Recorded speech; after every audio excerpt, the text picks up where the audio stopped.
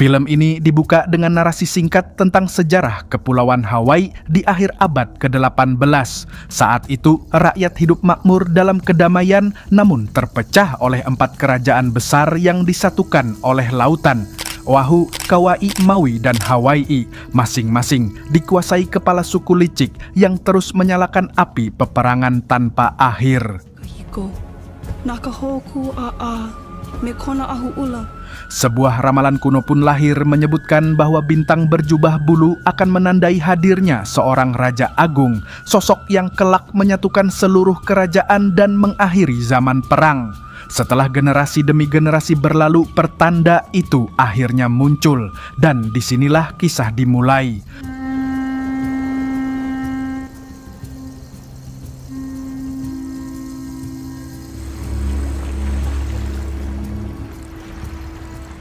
Tokoh utama kita, Kayana, kepala suku dari Kauai, terlihat mengarungi laut dengan perahu kano bersama saudara-saudaranya. Ia nekat menggunakan ikan sebagai umpan untuk memancing hiu mendekat, pertaruhan hidup dan mati di tengah samudera.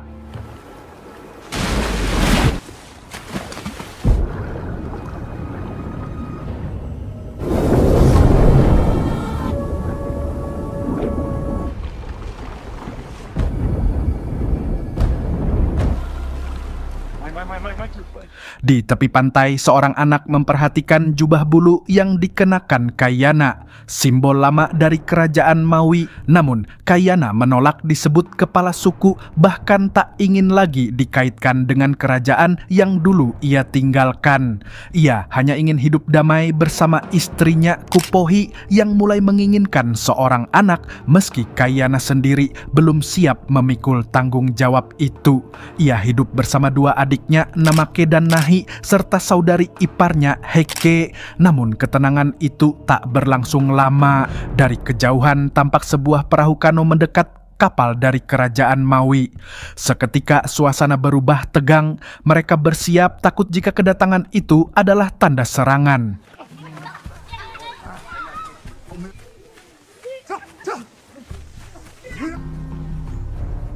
Disinilah kebenaran terungkap. Kayana ternyata adalah mantan putra panglima perang kerajaan Maui yang dahulu memilih membelot dan hidup bersama sukunya jauh dari istana.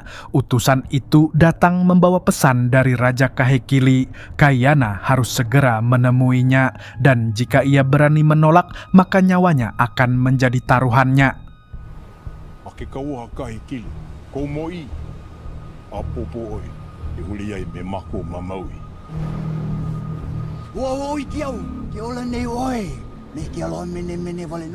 Setelah menerima pesan dari utusan Maui, Kayana akhirnya memutuskan untuk pergi ke kerajaan tempat masa lalunya pernah berakar. Setibanya di sana, ia disambut oleh Pangeran Kupule, putra dari Raja Kahekili, penguasa besar kerajaan Maui.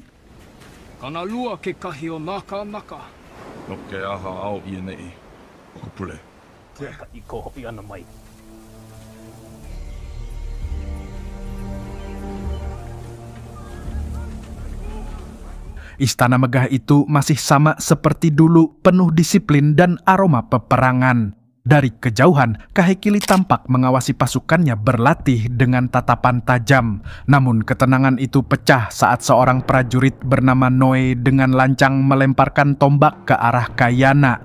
Amarah pun tak terbendung. Dalam sekejap, Kayana menunjukkan ketangkasannya dan menumbangkan prajurit itu di depan mata sang raja, membuktikan bahwa darah seorang panglima masih mengalir dalam dirinya.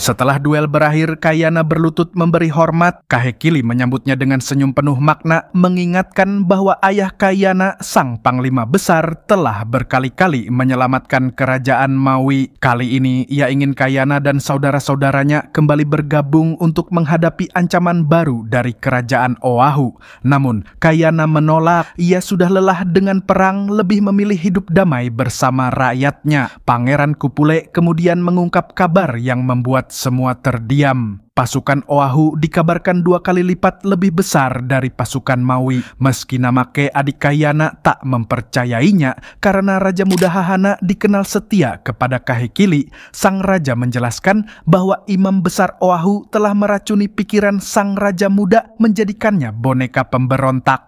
Kahekili kembali mengingatkan ramalan kuno bahwa hanya dengan kehadiran Kayana mereka bisa mengalahkan Oahu dan membawa perdamaian bagi seluruh Hawaii. Ia e ka wānana, aiki mai o ka kou, aia wala no kalana kila ma Oahu, nahihi o. Meski hatinya menolak, Kayana tahu sulit untuk menghindari panggilan takdir itu. Ia pun pulang menceritakan semuanya kepada istrinya Kupohi dan para anggota suku. Malam itu penuh perdebatan antara keinginan untuk tetap damai dan keyakinan bahwa perang kali ini mungkin akan menjadi perang terakhir. Ole loa au hola lau ho e ke ia ohana, ika kawa ko ole. Oke au maluhia. O he vai hui ai ka mo I Kahekili ka maluhia. Keesokan paginya, ketika Kayana tengah menyalakan api di depan rumahnya, sosok Raja Kahekili muncul tanpa pengawal. Dengan nada penuh keyakinan, ia kembali memohon agar Kayana mau bergabung melawan Oahu. Ia membawa kabar kelam, Raja Oahu ternyata dikendalikan oleh sosok misterius bernama Master dalang di balik kekacauan. Kahekili pun memperlihatkan tulang belulang ayah Kayana yang ternyata tewas dijadikan tumbal dalam ritual kelam sang Master. Nau ia e malam, I ia ka lakohan, mahope na e oke ka ika naka. Menurut Kahekili, Kayana adalah jubah berbulu para dewa, sedangkan dirinya adalah bintang yang terbakar. Jika keduanya bersatu, mereka akan mengakhiri perang dan membawa kedamaian bagi seluruh kepulauan.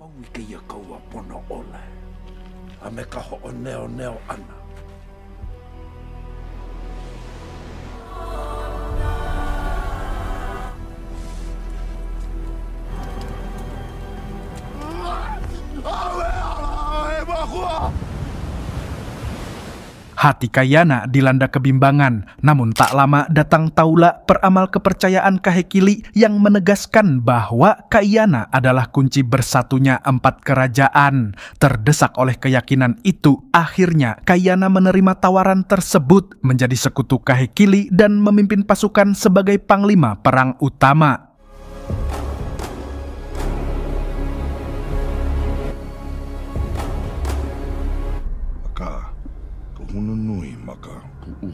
Beberapa waktu kemudian, pasukan Kayana berlayar menuju wilayah Oahu. Pertempuran sengit pecah di sepanjang perjalanan menuju kuil tempat sang Master bersembunyi.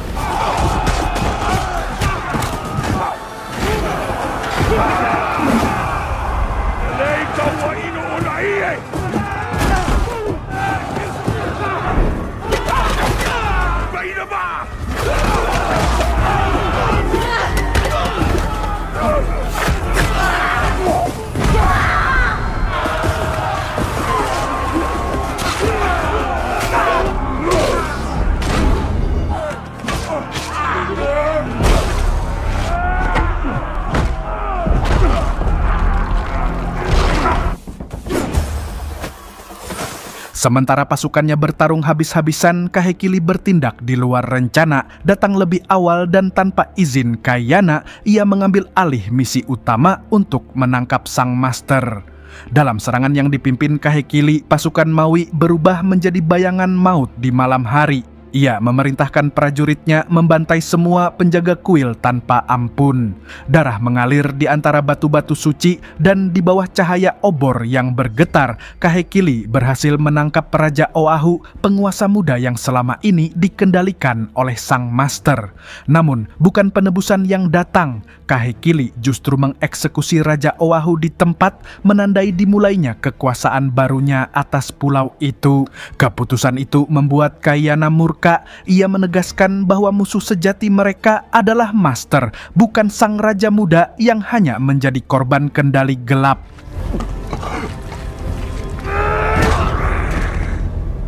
Tapi kemarahan Kayana berubah menjadi kecurigaan. Mengapa Kahekili tiba-tiba tak lagi menyebut nama master? Saat itulah ia sadar dirinya telah dimanipulasi, ramalan hanyalah alat. Kahekili menggunakan Kayana untuk memperluas kekuasaan, bukan untuk membawa kedamaian.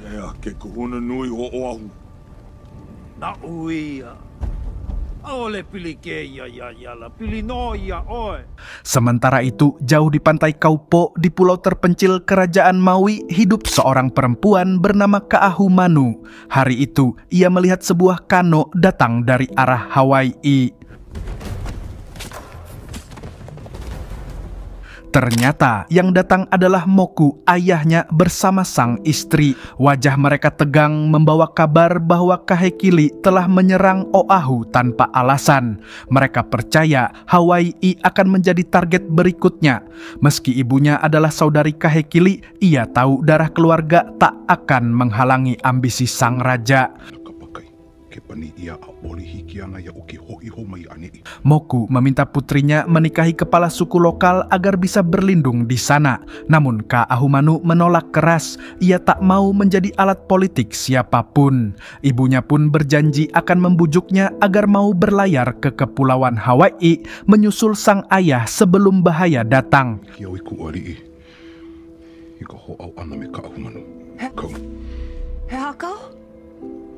Mai koe mai a ui keia. E lama ia Kaahumanu.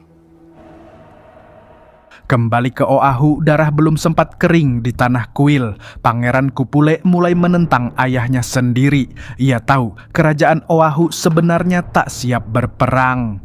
Kahekili telah menipu semua orang dengan dalih perdamaian. Padahal yang ia bawa hanyalah ambisi untuk menaklukkan seluruh Hawaii.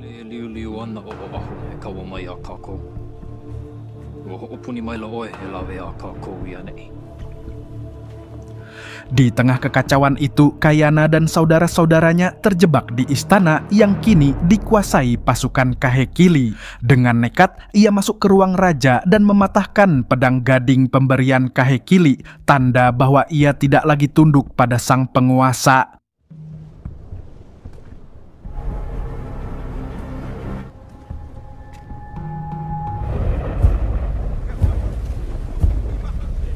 Dalam pertempuran singkat, ia menyingkirkan para penjaga dan membawa saudara-saudaranya melarikan diri dari kerajaan. Namun kabar segera sampai ke telinga Panglima Kahekili. Mereka tahu Kayana meninggalkan adik iparnya Heke di Maui. Tanpa menunggu lama, pasukan Kahekili berlayar di tengah badai memburu mereka menuju Maui. Malam itu petir membelah langit, perahu mereka menantang ombak ganas.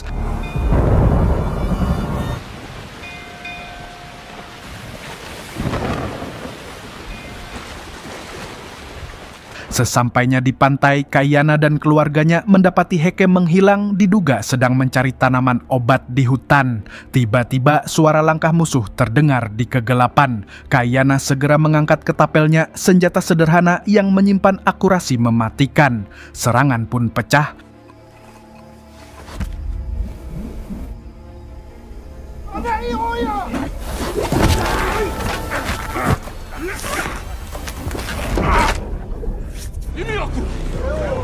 Untuk melindungi istri dan saudaranya, ia mengalihkan perhatian pasukan, memberi waktu bagi Namake dan Nahi mencari Heke di hutan.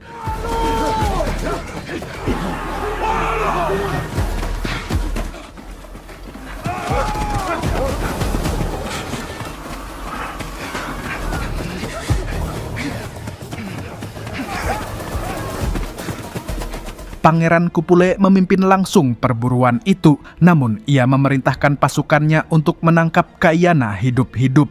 Ia ingin berbicara langsung, bukan membunuh. Ole e maki o Kayana ya oe. Ke hopu ia.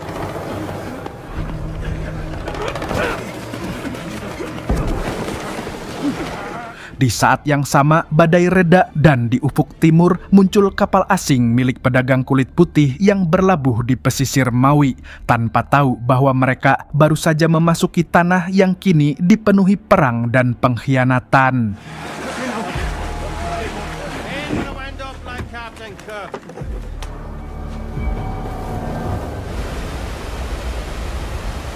Sementara itu, Ka'ahumanu tampak gelisah. Ibunya terus membujuknya agar pergi ke Hawaii dan menikah dengan kepala suku demi keselamatan keluarga. Namun di hatinya, Ka'ahumanu menolak keras hidup yang sudah ditentukan untuknya.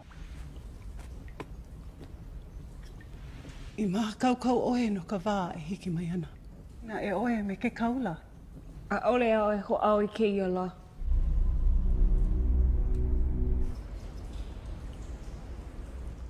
Dalam kebimbangan itu, ia menemui Taula, sang peramal tua yang dikenal bijak namun misterius. Dengan suara bergetar, Ka'ahumanu mengaku bahwa dirinya pernah hidup di istana dan ia tidak ingin dinikahkan hanya demi kepentingan politik ayahnya. Taula menatapnya dalam diam lalu berbisik bahwa seorang pelindung akan datang, seseorang yang akan menjaga dan mengubah nasibnya. Namun, ramalan itu berbalik kelam. Taula juga menuturkan bahwa para dewa mulai takut karena di dalam diri Ka'ahumanu tersimpan kekuatan yang dapat menghancurkan dunia. Loko o nā kua. Ike au I ka makau. He hako nā koe maka oe. E hahaki ana oe I ke ao ne. I loko o. Oe. Terguncang oleh kata-kata itu, Ka'ahumanu pergi ke gua tempat ia biasa bersembunyi. Di sanalah terlihat sebuah pistol tergeletak di sisinya, senjata langka yang ia dapat dari orang kulit putih.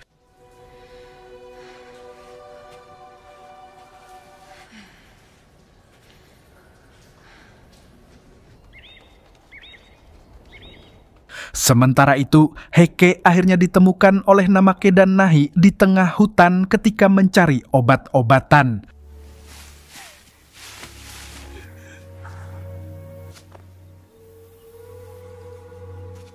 Di sisi lain, Kayana yang masih dikejar pasukan Kupule terkena lemparan ketapel musuh. Dengan cerdik, ia memanfaatkan babi hutan liar untuk menyerang para pengejarnya lalu melanjutkan pelariannya hingga terjatuh di depan gua tempat Ka'ahumanu bersembunyi.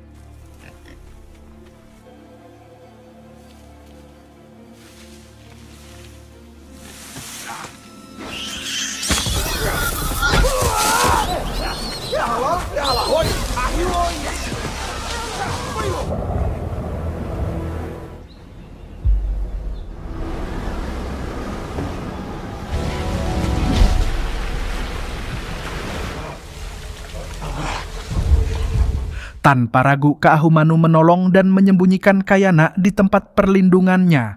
Ketika ia tersadar dari pingsan, Kayana terkejut melihat wanita asing itu tahu banyak tentang tato di tangannya, simbol prajurit penjaga tertinggi Maui. Ka'ahumanu pun mengungkap asal-usulnya. Ia adalah keponakan Raja Kahekili meski tak pernah menganggapnya keluarga karena hidupnya dibuang jauh dari istana. Ia lahir di gua, anak dari seorang kepala suku Hawaii yang memilih hidup dalam pelarian. Kayana pun jujur, ia adalah mantan panglima perang Kahekili, kini diburu karena pengkhianatan terhadap sang raja. Waila oe. I kua hine o Kahekili. He ho ailona ko kumano. Oe he na uhilalani a mena li inui. Na iau.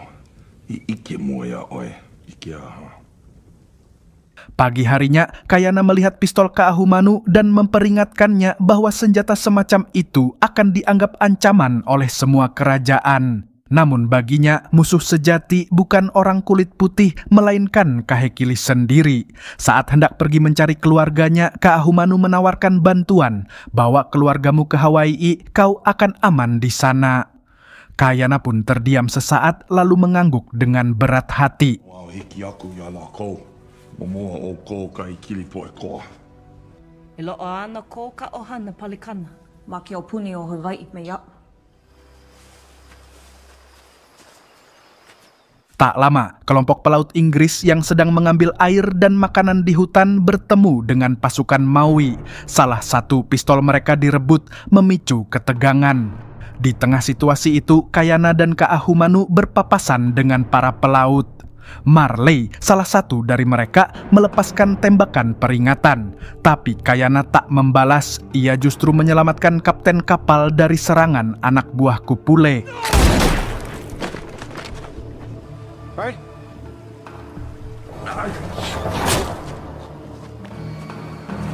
Melihat Kayana bukan musuh, para pelaut menahan diri. Sebelum berpisah, Kayana memberikan kalungnya kepada Kaahumanu, tanda pengenal bagi keluarganya agar mereka percaya padanya.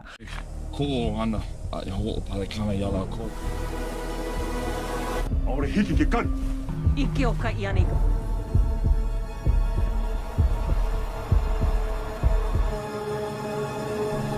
Sementara Kaahumanu berlayar membawa Kupohi, Namake, dan Nahi menuju Hawaii, Kayana tetap tinggal untuk mengalihkan perhatian pasukan Kupule. Kapal Inggris pun berangkat meninggalkan pulau, sementara Kayana terus berlari di hutan dikejar tanpa henti.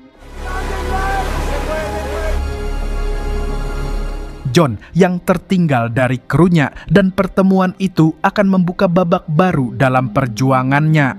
Kaahumanu akhirnya memutuskan membawa John, pelaut Inggris yang tersesat, untuk ikut bersamanya.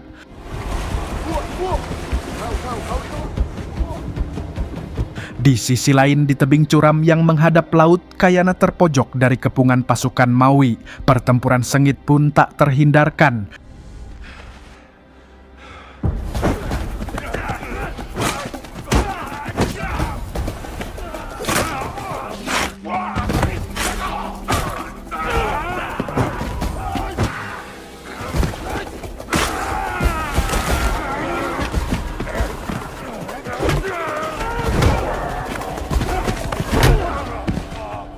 Meskipun ia berjuang dengan gagah berani, jumlah musuh yang begitu banyak membuatnya kewalahan. Tepat ketika Kayana hendak dihabisi, ia melakukan manuver nekat yang membuat para prajurit terkejut dan mundur sesaat.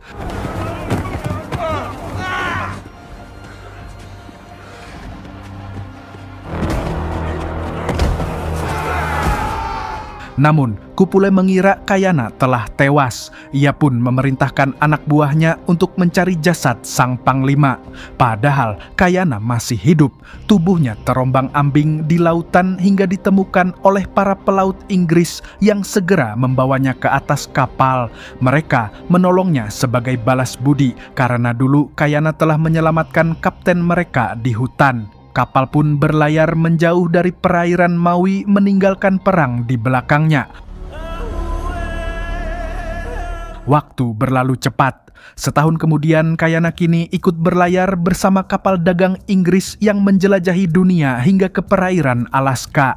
Di sana, ia bersahabat dengan seorang pelaut bernama Tony yang mengajarinya menembak menggunakan senapan serta mengajarkan bahasa Inggris.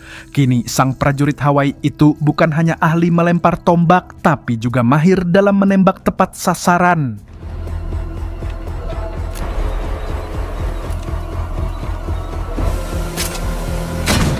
Sementara itu, di kerajaan Hawaii, Kupohi dan keluarganya hidup tenang setelah diselamatkan oleh Kaahumanu. John pun kini tinggal bersama mereka, mengajarkan bahasa Inggris dan kehidupan modern kepada penduduk setempat.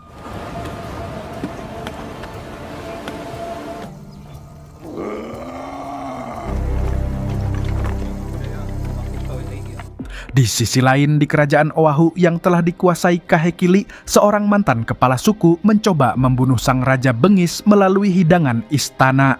Namun, rencana itu terbongkar. Bukannya Kahekili yang diracuni, justru keluarga kepala suku tersebut tewas diracun, menunjukkan betapa kejamnya sang penguasa.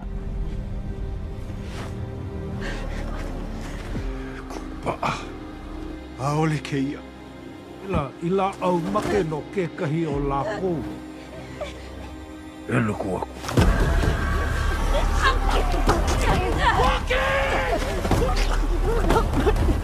Cerita lalu berpindah ke kerajaan Hawaii, distrik Kohala, tempat Pangeran Kamehameha sedang menguji kekuatannya dengan menyelam membawa batu besar. Ia mengalahkan semua prajuritnya dengan mudah, bukti bahwa darah para dewa benar-benar mengalir dalam dirinya.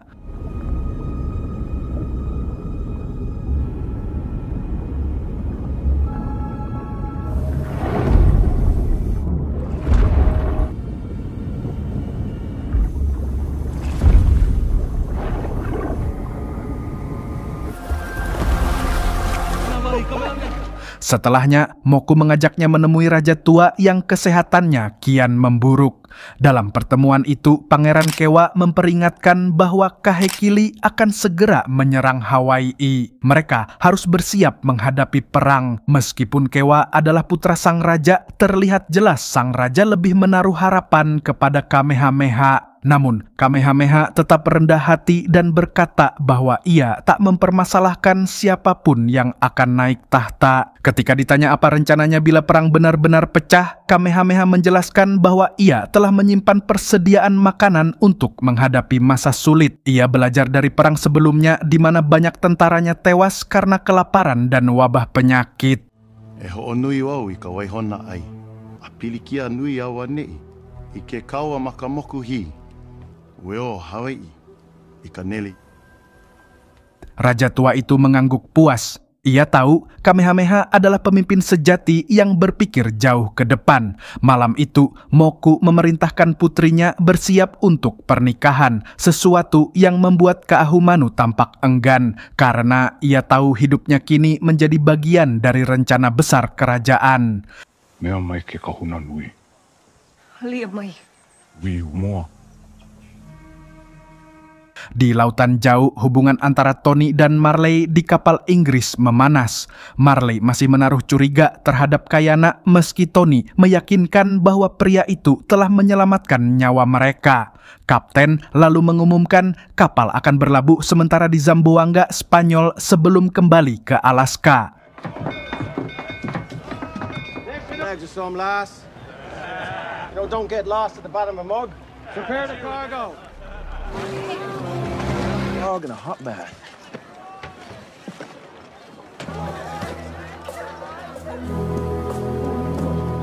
Saat turun di pelabuhan, pandangan Kayana tertuju pada sesuatu yang mengejutkan, meriam, dan senapan-senapan baru di sebuah toko persenjataan. Tatapannya tajam. Ia tahu inilah senjata yang bisa mengubah arah perang di tanah kelahirannya.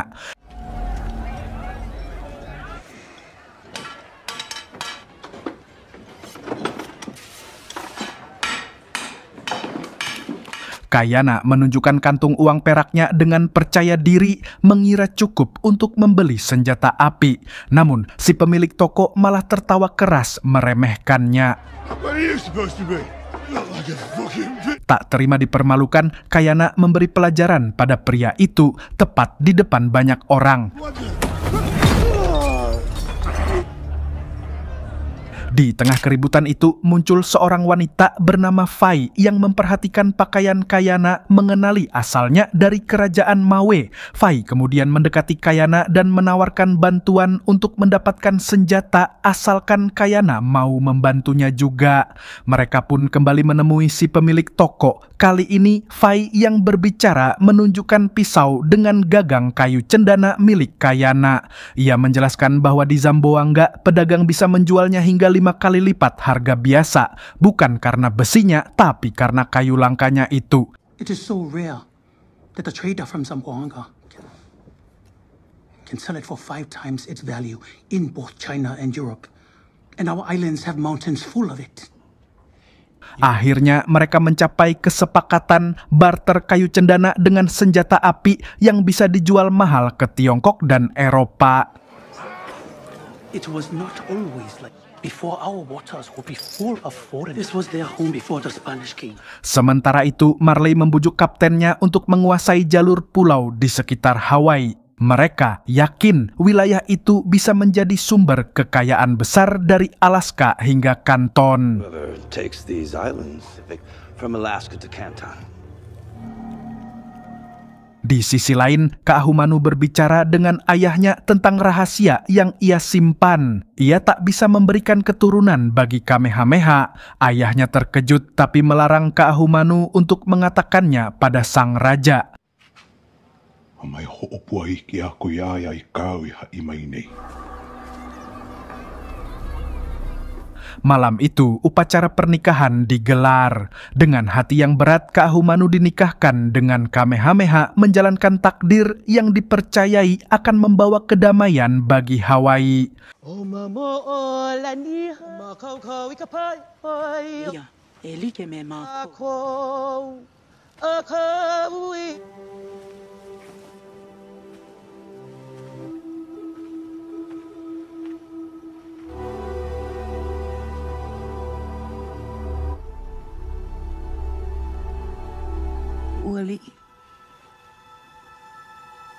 Di kapal yang jauh dari sana, Tony menyusup ke kamar kapten untuk mengintip rencana rahasia mereka, namun tertangkap oleh Marley dan dipukuli hingga tak berdaya.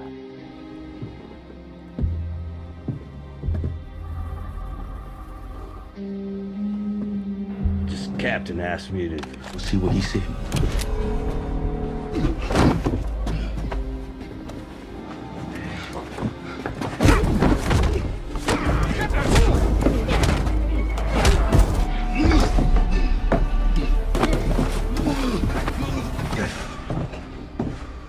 Beberapa waktu kemudian, kabar duka datang. Raja Hawaii, Kalani, telah meninggal dunia. Posisinya digantikan oleh putranya, Kewa.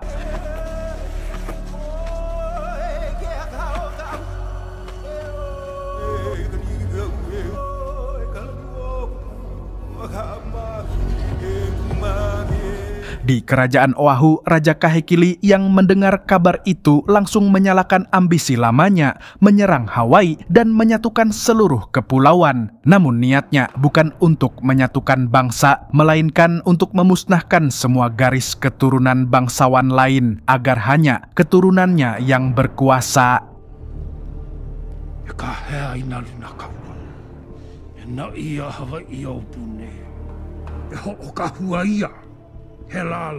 Sementara itu, di istana Hawaii, John menghampiri Kaahumanu yang tampak murung, menasihatinya agar menerima takdirnya dengan hati yang lapang. Tell your father only wants what's best for you.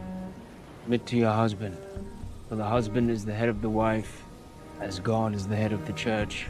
Di sisi lain, Kupohi berbicara hangat dengan Namake, adik Kayana yang diam-diam mencintainya. Mereka saling menguatkan, saling mengisi kekosongan. Namun percakapan itu diam-diam disaksikan oleh Nahi, saudara Kayana lainnya, yang sadar perasaan terlarang mulai tumbuh di antara keduanya.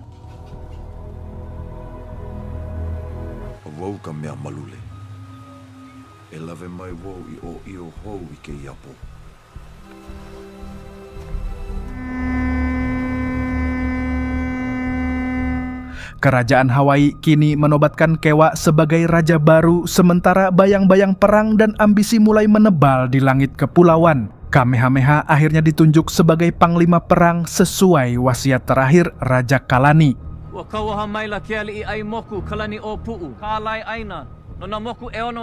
Namun, keputusan itu membuat Kewa murka. Ia merasa gelar itu adalah haknya sejak lahir dan demi merebutnya, ia tak segan mengangkat senjata melawan sepupunya sendiri.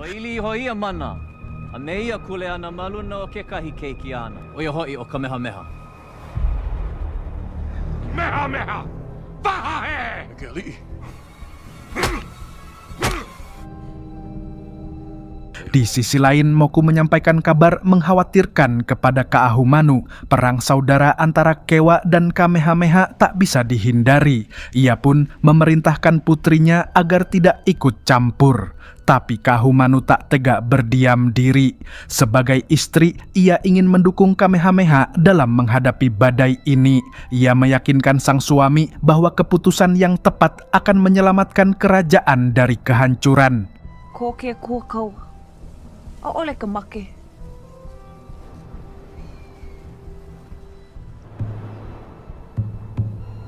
Tak lama kemudian, Kamehameha berdiri di hadapan rakyatnya. Dengan tekad yang bulat dan dukungan penuh dari kaumnya, ia bersumpah melindungi wilayahnya dari ancaman sepupunya sendiri. Ale kako e ho'oka ya Keowa, inahiki mai o Keowa, o kako no Kalanakila.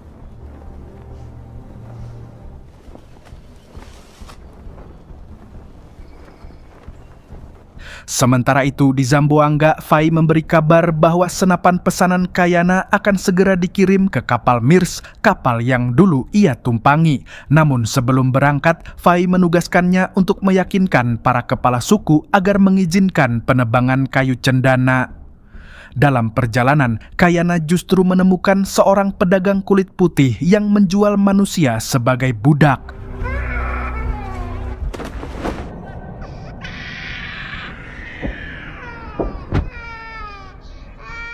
Murka, ia langsung menghajarnya hingga pingsan dan akibatnya menjadi buronan tentara Spanyol. Dalam pelariannya, ia bertemu kembali dengan Fai. Fai menegurnya agar tidak ikut campur urusan perdagangan manusia karena bisnis kotor itu sudah menjadi kebiasaan para pedagang Eropa.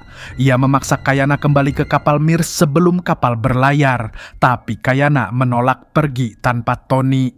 Berkat informasi dari Fai, ia menyusup ke fasilitas penahanan budak, menghajar para penjaga dan membebaskan para tawanan.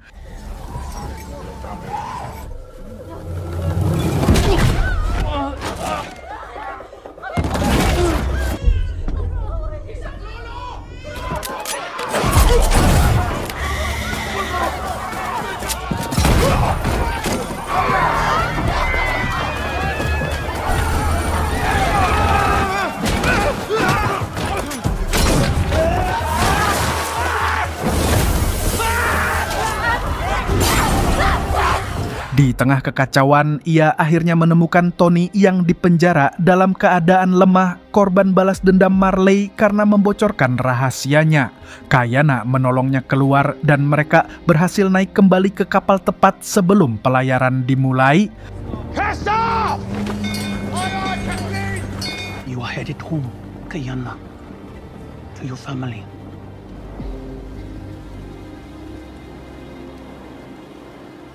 Di atas kapal, Tony mengucapkan terima kasih tulus. Tanpanya, ia pasti telah dijual sebagai budak. Dalam keheningan malam, Kayana dan Pai berbincang tentang masa lalu, tentang keluarga, penyesalan, dan harapan untuk pulang. Fai mengaku ingin kembali ke Hawaii demi menebus kesalahannya meninggalkan sang anak. He was a baby when I left. Oh, how to love a mother he never knew. Beberapa waktu kemudian, kapal Mirs berlabuh di tanah Hawaii. Kayana disambut oleh Moku dan para kepala suku. Namun, bukan sambutan hangat yang ia terima, melainkan amarah. Moku menudingnya sebagai penyebab jatuhnya kerajaan Oahu ke tangan Kahekili. Ia melarang para pedagang kulit putih beristirahat di wilayahnya, mengingat luka lama yang ditinggalkan penjajahan masa silam.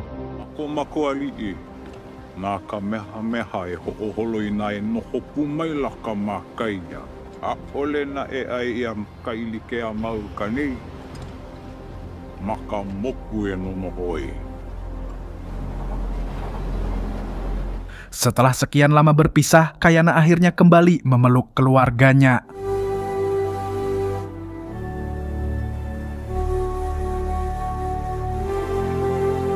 Sementara itu, John juga bertemu lagi dengan kelompok pedagang Mirs. Namun, ia memutuskan untuk tetap tinggal di Hawaii karena ia merasa bisa berguna bagi rakyat di sana.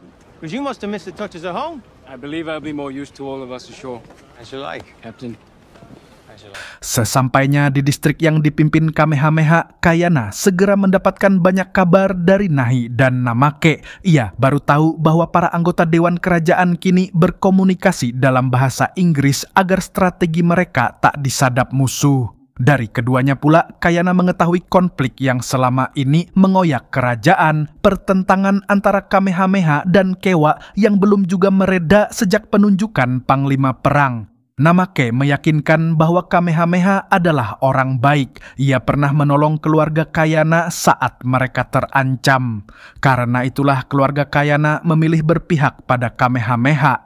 Namun, Kayana menyadari satu hal, jika perang saudara tak segera dihentikan, maka Kahekili akan dengan mudah menaklukkan Hawaii.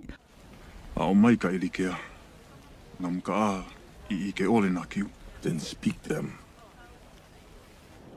If this island is truly divided, Hawaii's kingdom will fall to Kahekili.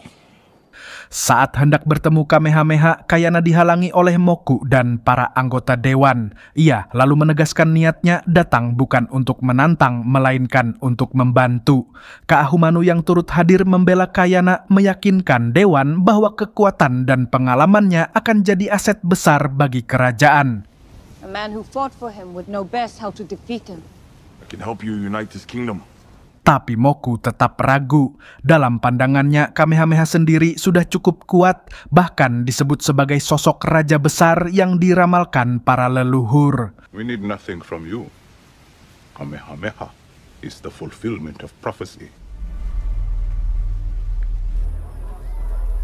Tak lama setelah itu, John datang membawa pesan dari Kaahumanu yang ingin berbicara empat mata dengan Kayana. Dalam pertemuan itu, Kayana berterima kasih karena Kaahumanu telah menyelamatkan keluarganya dari kejaran Kahekili. Sebaliknya, Kaahumanu juga berterima kasih karena keluarga Kayana telah memberinya semangat baru untuk hidup. Ia lalu meyakinkan Kayana bahwa Kamehameha adalah pria yang adil, pemimpin yang akan mempersatukan seluruh kerajaan di bawah satu panji kedamaian, seperti tertulis dalam ramalan kuno. I will not forget what you have done for my family. I am happy you are alive. Thank you. Atas dorongan itu, Kayana akhirnya menemui Kamehameha untuk mengenalnya lebih dekat. Setelah percakapan panjang, ia baru memahami kenapa rakyat begitu menghormati sang panglima. Di akhir pertemuan, Kamehameha menantangnya dalam sebuah kompetisi tradisional. Jika Kayana menang, ia dan keluarganya akan diterima menjadi bagian dari Dewan Kerajaan.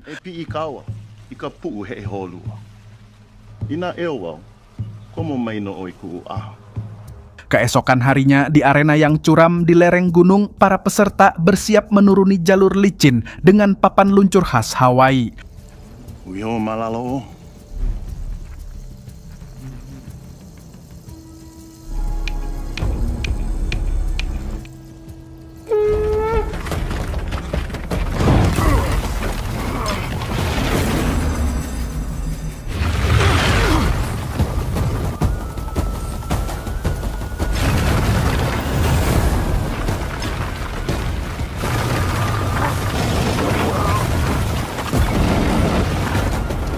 Satu persatu berguguran tak mampu menahan laju papan mereka, tapi Kayana tetap fokus hingga di akhir lintasan dan dengan kecepatan luar biasa, ia berhasil melintasi garis akhir lebih dulu meninggalkan Kamehameha di posisi kedua.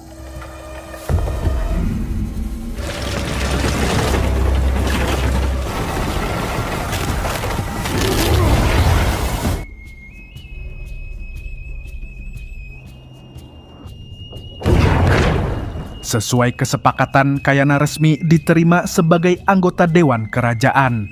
Tak lama kemudian, ia membawa Moku berkunjung ke kapal Mirs. Saat Kayana membuka peti berisi senapan, Moku tertegun. Untuk pertama kalinya, ia melihat kekuatan baru yang jauh melampaui tombak dan panah.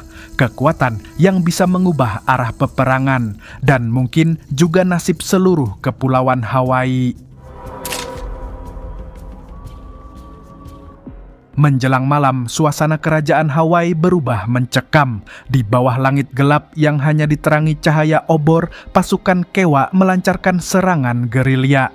Mereka menyusup diam-diam ke fasilitas penting milik Kamehameha, membakar gudang persediaan dan merusak jalur logistik utama.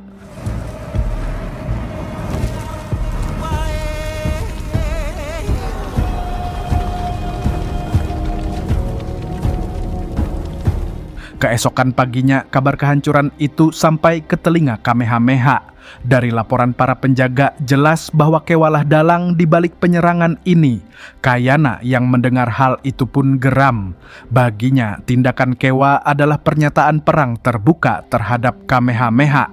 Ia mendesak sang panglima untuk segera membalas serangan tersebut. Namun Kupuohi punya pandangan berbeda. Ia menolak jalan kekerasan, meyakini perdamaian masih bisa ditempuh. We speak with Keowa. Might be another way. I agree with Kupuohi. Setelah mempertimbangkan saran itu, Kamehameha akhirnya setuju. Ia mengutus Kupuohi untuk melakukan perundingan damai dan menugaskan Kayana untuk ikut mendampinginya demi keamanan. Sebelum berangkat, Kayana sempat menemui Kapten Mirs di dermaga. Ia menegaskan bahwa perdagangan kayu cendana akan terus berjalan asal kondisi politik kerajaan kembali stabil. What are the sandalwood trade? Just be patient.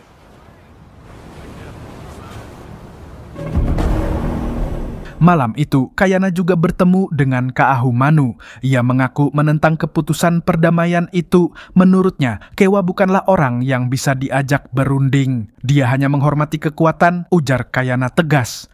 Jika Kamehameha ingin kedamaian, maka kita harus memenangkan perang terlebih dahulu. See this through, Kayana. For Kamehameha. For me.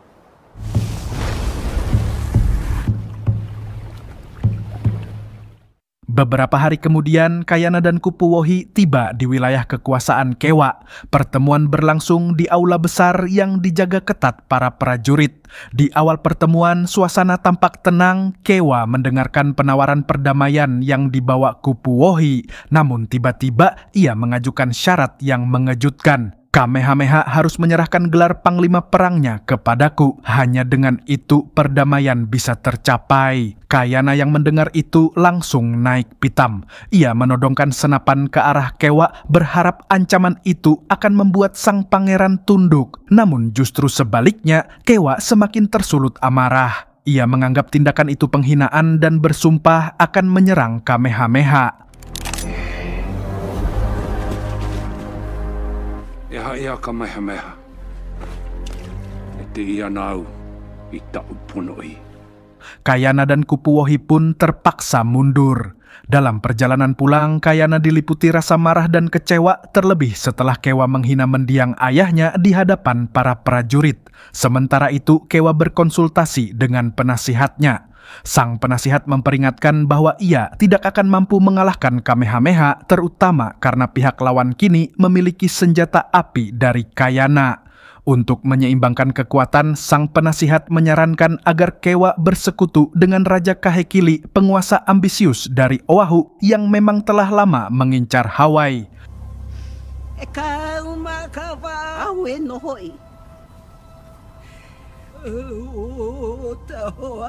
Beberapa waktu kemudian, Kewa menemui Kahekili secara rahasia. Ia menceritakan konflik yang memecah kerajaan Hawaii dan mengusulkan persekutuan untuk menjatuhkan Kamehameha.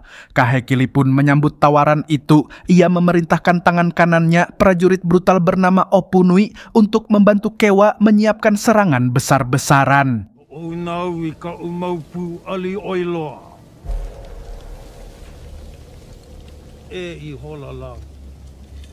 Sementara di istana, Kamehameha berdiskusi dengan Kaahumanu tentang sikap Kayana yang terlalu keras. Menurut Kaahumanu, keduanya sebenarnya memiliki tujuan yang sama, kedamaian bagi Hawaii, namun berbeda dalam cara mencapainya.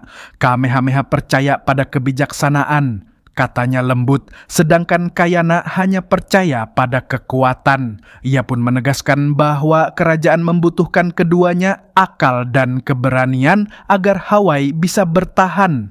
Kayana sees the world in a way we do not, my chief.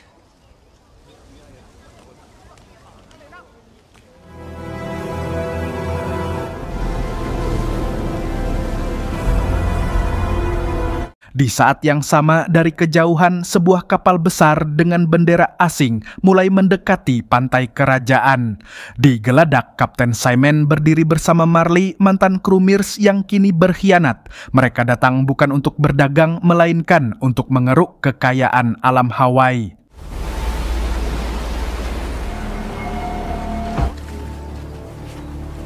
Sementara itu, di istana, Kamehameha tengah menggelar perayaan kelahiran bayi seorang kepala suku. Semua tampak gembira, kecuali Ka'ahumanu yang termenung di balik senyum palsunya, mengingat dirinya tak akan pernah bisa memiliki anak sendiri. Di tengah suasana tenang, Kameha menatap Ka'ahumanu dengan lembut, menanyakan kabar kandungannya. Tak ingin mengecewakan sang pemimpin, Ka'ahumanu pun berbohong, mengatakan bahwa ia mungkin akan segera mengandung anak Kamehameha. Namun di balik senyum yang ia tunjukkan, tersimpan luka yang dalam, rasa sedih karena tak mampu memberi keturunan bagi sang raja. Tak lama kemudian, Ka'ahumanu menemani Kayana dalam pertemuan rahasia bersama para mata-mata kerajaan. Dari laporan yang diterima, Kewa selalu dijaga ketat oleh pasukannya. Mustahil untuk diserang, apalagi dibunuh tanpa menimbulkan peperangan besar. Mendengar hal itu, Kayana tampak resah, hatinya bergejolak antara strategi dan emosi. Usai pertemuan, Kayana bertanya-tanya mengapa Ka'ahumanu begitu setia mendukung semua keputusan Kameha. Namun ternyata Ka'ahumanu memiliki pandangan sendiri. Di balik kesetiaannya pada Kameha, ia juga percaya bahwa Kayana memiliki peran penting dalam mempertahankan kerajaan Hawaii. Ia mendukung rencana Kayana meski tahu itu bisa menimbulkan pertikaian. What if you cannot have both? Waktu pun terus berjalan, hingga suatu hari prajurit Kameha berhasil menangkap kelompok asing yang dipimpin Kapten Simon. Mereka dibawa ke hadapan Kameha dan para dewan kerajaan. Dengan sikap tenang, Simon menegaskan bahwa dirinya datang bukan untuk berperang, melainkan untuk berdagang secara adil. Namun Moku tak begitu saja percaya. Ia mengingatkan Kameha bahwa di masa lalu orang kulit putih pernah menyerang kerajaan dan menimbulkan kehancuran. Demi menghindari risiko, kelompok Simon pun diusir kembali ke kapal mereka. Meski begitu, Kameha masih melihat peluang dari kedatangan mereka. Ia berdiskusi dengan Kayana menimbang kemungkinan kerja sama dagang. Tapi Kayana dengan tegas menolak. Ia tahu kaum kulit putih menyimpan tipu daya. Ia menceritakan bagaimana Marley hampir memperbudak Tony sebagai bukti betapa liciknya mereka. Namun, Kameha tetap berpegang pada janji. Simon datang membawa damai, bukan perang. The other rot, the filth that infects this land and will destroy us. Malam harinya, keluarga Kayana dan Tony membicarakan hukum baru buatan Kameha. Siapapun yang membunuh tanpa alasan membela diri akan dieksekusi. Sebuah aturan yang bagi Kayana terasa terlalu idealis di tengah dunia yang keras. Keyakinannya pada bahaya Simon membuatnya tak bisa diam. Bersama Tony dan Nahi, ia menyusun rencana berani.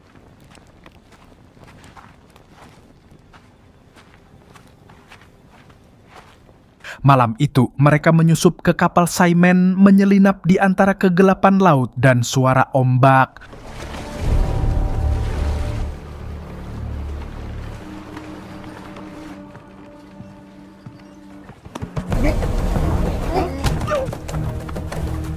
Saat kru kapal terlelap, Kayana menodongkan senjata pada Marley, memperingatkan bahwa satu kesalahan dari mereka akan menjadi akhir dari semuanya.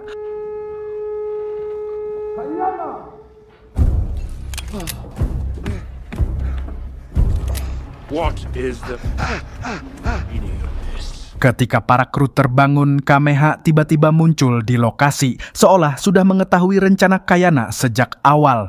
Dengan tatapan tajam, ia memerintahkan Kayana untuk menghentikan aksinya.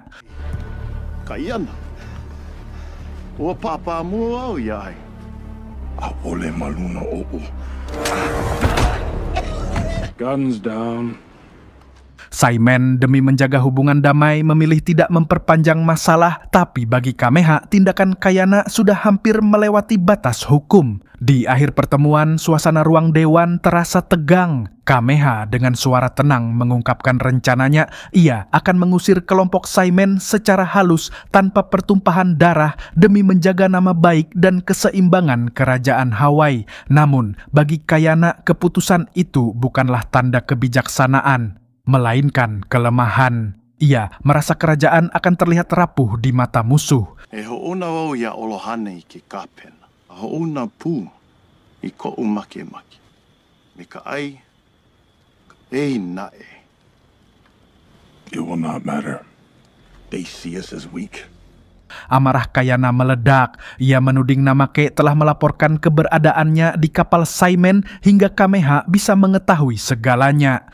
Namake membantah keras, bersumpah tak pernah berkhianat. Ketegangan semakin meningkat hingga akhirnya Kupuohi angkat bicara, mengaku bahwa dialah yang melapor, bukan untuk menghancurkan Kayana, tapi untuk menyelamatkan nyawanya dari hukuman mati. Kata-kata itu membuat ruangan hening seketika. Makauawi ka laha ano, kola ko ano, mawaida ko. Keesokan paginya, John datang sebagai utusan Kameha. Ia menyampaikan keputusan akhir, kelompok Saimen harus segera meninggalkan perairan Hawaii. Meskipun kecewa dan merasa dipermalukan, Saimen pura-pura menerima dengan damai. Namun di balik senyum palsu itu, mereka telah menyusun rencana balas dendam. Chief Kamehameha asks that you leave these islands to avoid further conflict. Now his prayers for safe passage, Captain. Beberapa waktu kemudian, Kahumanu menemukan Kayana yang duduk termenung di tepi pantai, wajahnya muram. Ia frustrasi karena usulannya tak pernah digubris. Kahumanu berusaha menenangkannya, meminta Kayana untuk bersabar karena ia percaya waktu akan membuktikan siapa yang benar. I do not understand. Hanya Kahumanu yang benar-benar memahami gejolak dalam diri Kayana.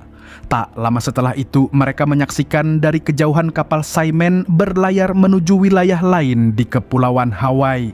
Firasat buruk segera muncul dan keduanya bergegas melapor kepada Kameha. Benar saja, tak lama kemudian dentuman meriam mengguncang pesisir.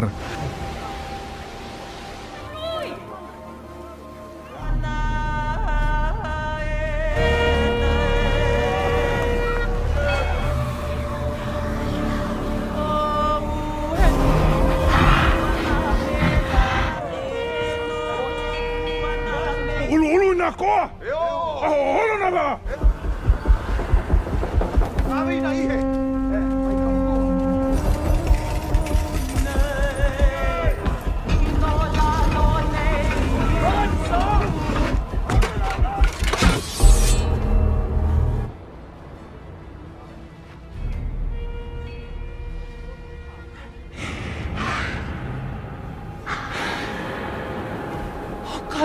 Okala. Fire!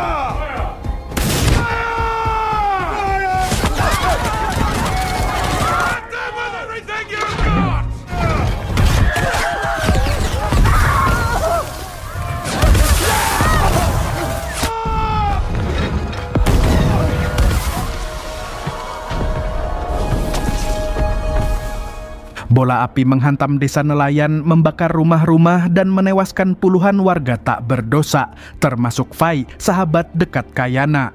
Saimen lalu menendang Marley keluar dari kapalnya, menganggapnya tak berguna lagi, lalu berlayar pergi, meninggalkan kehancuran.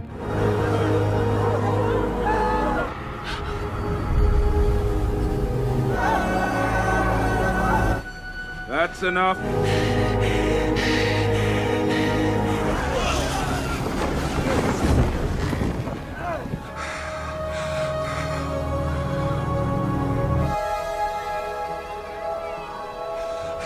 Kayana yang mendengar suara meriam berlari ke arah desa. Saat tiba, pemandangan mengerikan menyambutnya. Reruntuhan, tangisan, dan jasad-jasad warga. Di antara puing-puing itu, ia menemukan tubuh Fai yang tak bernyawa. Hatinya hancur.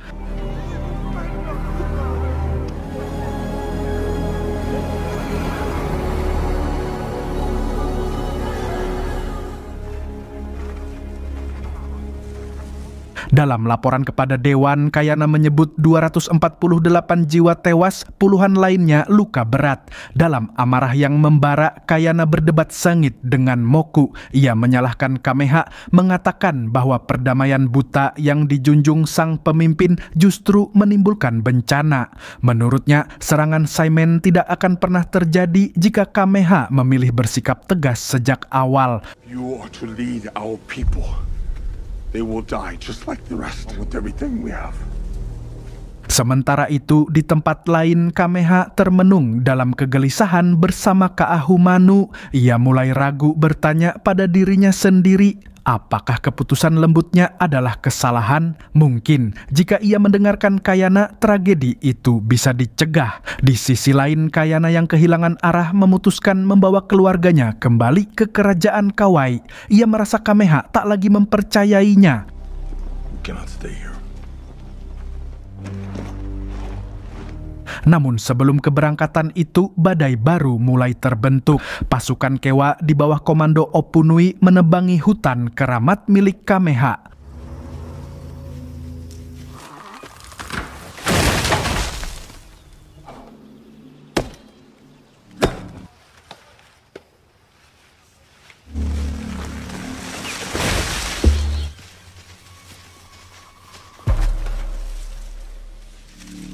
Dalam kekacauan itu, Nahi dan istrinya Hei tertangkap saat berusaha menghentikan mereka. Hei sempat melarikan diri, namun Nahi dianiaya dan dibunuh secara brutal oleh Kewa sendiri. Sebuah tindakan yang mengguncang seluruh kerajaan.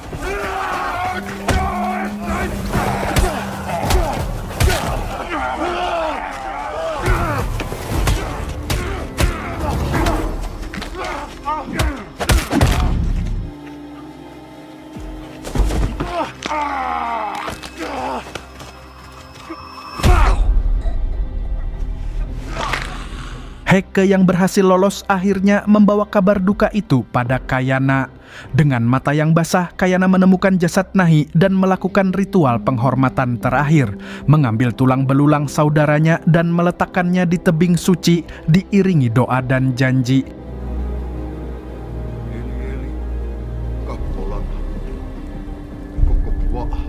Di bawah langit merah senja, Kayana berlutut di hadapan abu saudaranya, lalu bersumpah lirih namun penuh api atas nama leluhur Hawaii. Darah ini akan kubalas.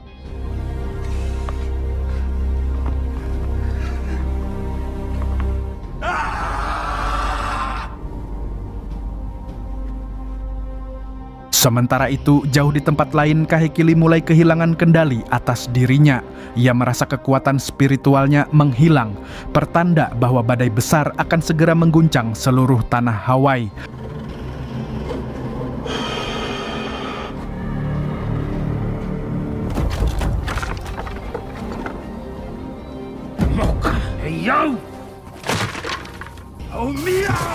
Dalam kekacauan yang melanda pikiran Kahekili, Kupule, putra yang selalu setia di sisinya, berusaha menenangkan sang ayah yang tampak semakin kehilangan kendali.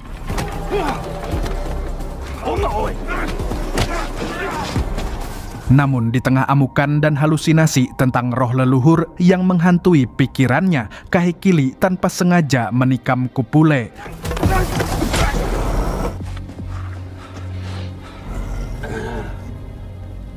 Darah mengucur dan kesadaran Kahekili seketika kembali. Dengan wajah pucat penuh penyesalan, ia berteriak memanggil tabib kerajaan, memerintahkan agar nyawa putranya diselamatkan apapun caranya.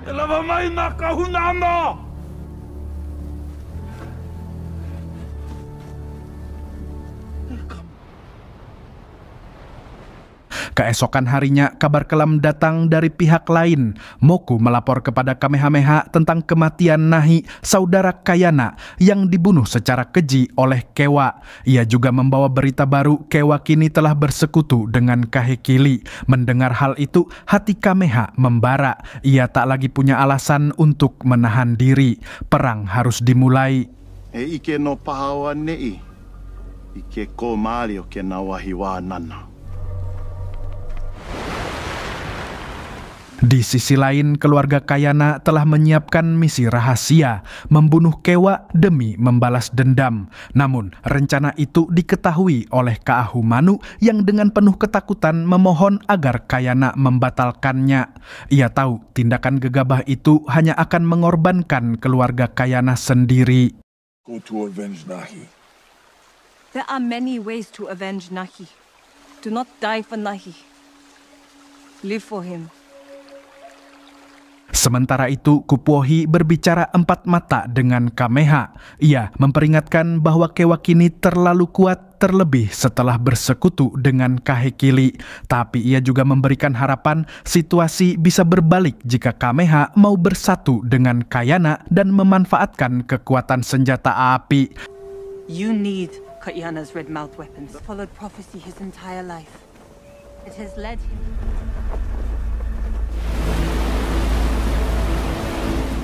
Malam harinya di bawah langit Hawaii yang redup, Kayana menemui Kameha untuk berpamitan. Namun pertemuan itu berubah menjadi titik balik.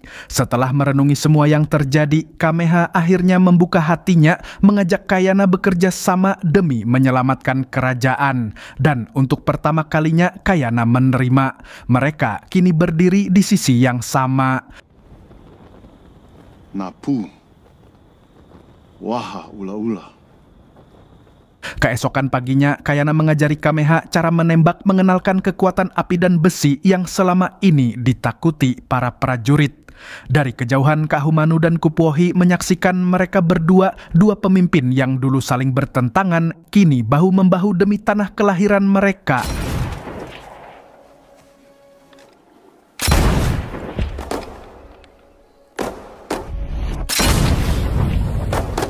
Sementara itu di tempat lain, Kewa menerima kedatangan seorang kepala suku yang dulu berkhianat. Demi menebus dosanya dan menjadi sekutu baru, kepala suku itu merontokkan giginya sendiri sebagai simbol pengorbanan dan sumpah setia.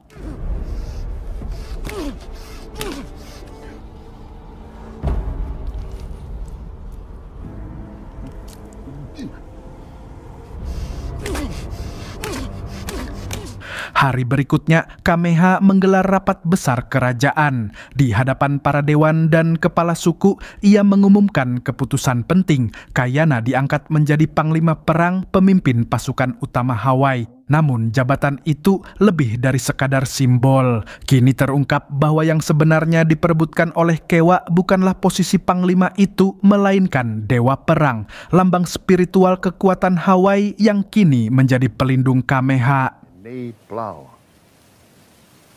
E ho'onoho au I alakai o Napu alio.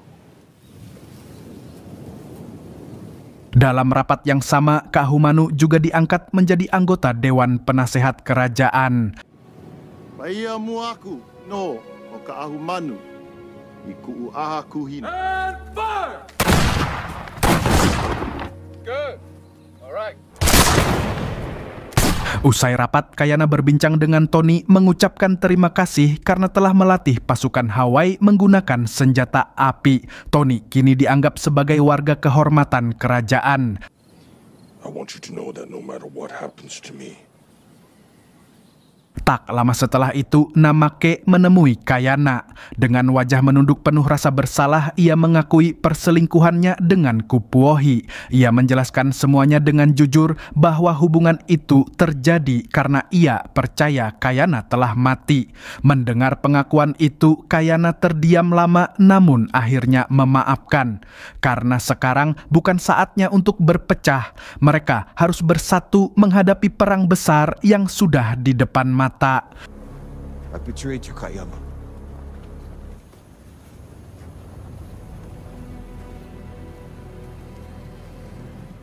Sementara itu, Kahekili akhirnya bisa bernapas lega setelah mengetahui Kupule berhasil diselamatkan dan mulai sadar. Namun kedamaian itu tak bertahan lama. Ia murka ketika mengetahui ada seorang pria yang berusaha menggulingkan kekuasaannya. Pria itu digantung di alun-alun, namun atas permintaan Kupule, Kahekili menghentikan eksekusi dan membebaskannya hidup-hidup. Sebuah tanda bahwa sisa-sisa kemanusiaannya belum benar-benar hilang.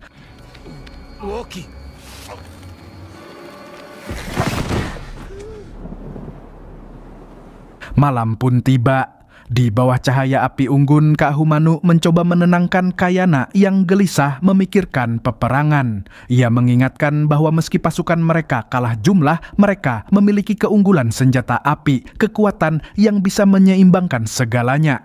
Dalam percakapan itu, keduanya saling menatap, ada cinta yang dalam tapi terlarang. Mereka memilih menahan perasaan demi keluarga dan kerajaan.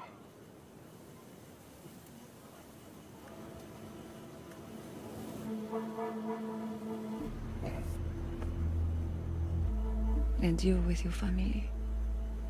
Sesampainya di rumah, Kayana menemui Heke yang masih larut dalam duka atas kematian Nahi. Namun kini di balik kesedihan itu menyala api balas dendam. Heke memohon izin untuk ikut bertempur dan Kayana akhirnya mengizinkannya.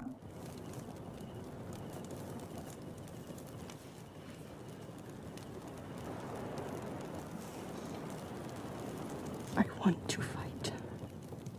Keesokan harinya pasukan Kameha bersiap untuk perang besar. Mereka berbaris di bawah langit kelabu, membawa tombak, panah, dan senjata api pertama dalam sejarah Hawaii.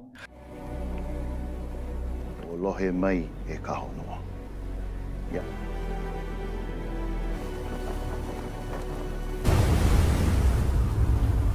Mau he mo ko aina. Na kamu kamalalawa.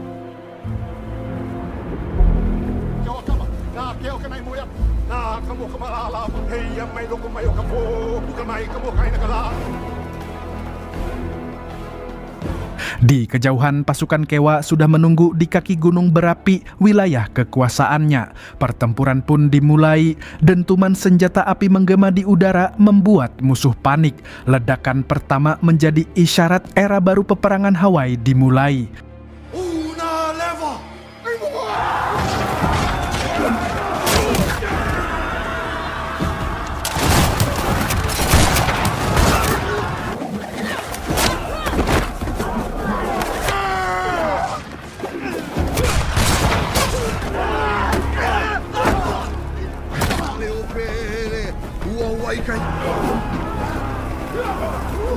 Kayana bertarung dengan amarah yang membara, menebas musuh tanpa ragu.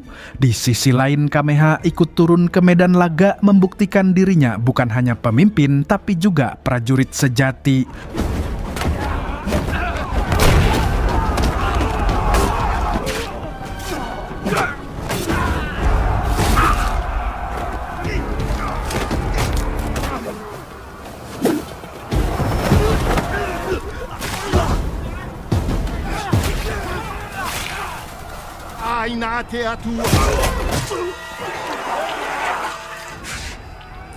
Saat tanah gunung mulai berguncang hebat, Heke menghadapi Opunui, pria keji yang dulu mencabuli dan menghancurkan hidupnya. Dengan berani, Heke menyerang namun kalah tenaga.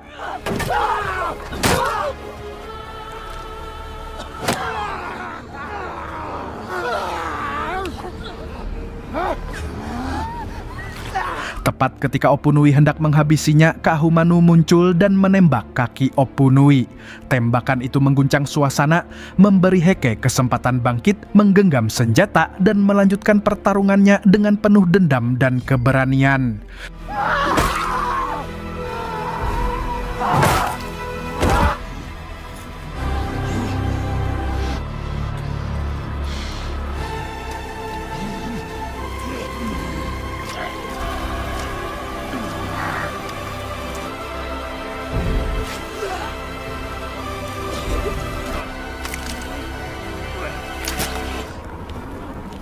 Puncak peperangan pun tiba. Heke akhirnya berhasil menghabisi Opunui dengan benda tajam beracun buatannya sendiri. Namun kemenangan kecil itu harus dibayar mahal. Saat senja mulai turun, Kupuohi terkena tusukan tombak dari prajurit Kewa.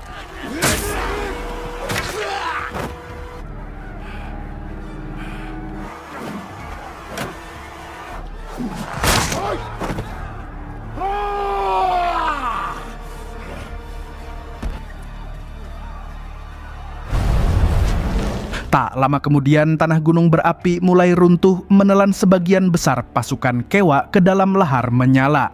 Dalam kepanikan Namake berusaha menyelamatkan Kupuohi dengan mencabut tombak dari tubuhnya berharap masih ada harapan.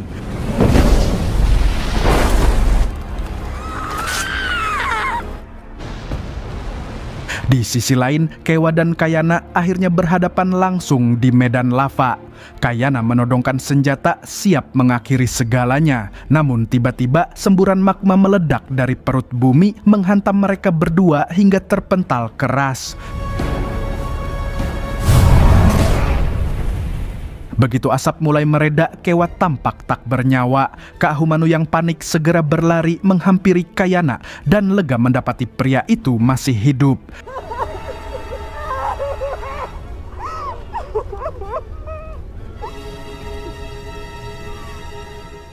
Di momen itu, rasa cinta yang mereka pendam tak lagi bisa disembunyikan.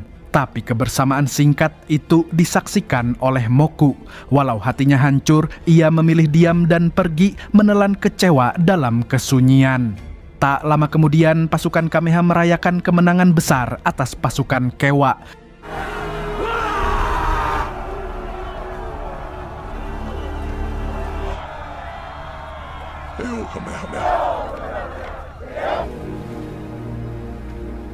Namun di tempat lain kabar itu justru memicu bara baru. Kahekili yang mendengar kekalahan sekutunya berikrar akan menaklukkan kerajaan Hawaii. Ia berambisi menyatukan seluruh kepulauan dan menyingkirkan Kayana, sang penghalang terbesar dalam jalannya menuju takhta.